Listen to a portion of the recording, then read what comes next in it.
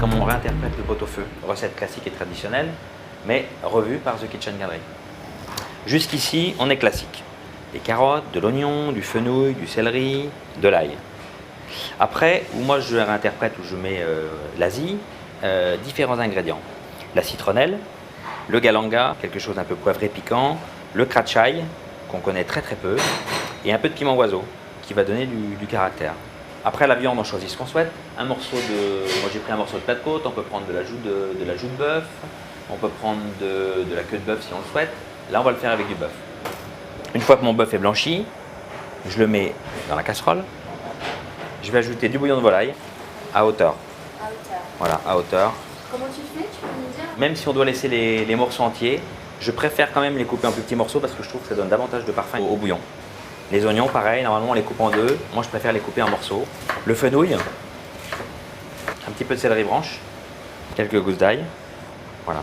Et alors après, les ingrédients qui caractérisent Kitchen Gallery, la citronnelle, le galanga, je peux également 4, un piment oiseau, et puis quelque chose qui s'appelle le kratchaï, qui est délicieux, qu'on gratte tout simplement comme ça. Ça apporte une saveur un petit peu piquante, c'est très utilisé pour faire fumer les bouillons. Maintenant, on va mettre en cuisson. On sale plutôt dans le dernier tiers de cuisson, parce que sinon, on va avoir un bouillon qui va être trop salé et corsé. Alors après, on laisse cuire pendant, suivant un morceau de viande, un morceau de plat de côte, ça va cuire 2 heures.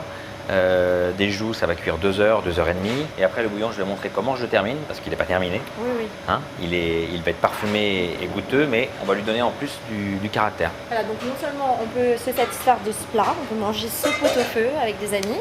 Exactement. Que t'accompagnerais de quoi, par exemple?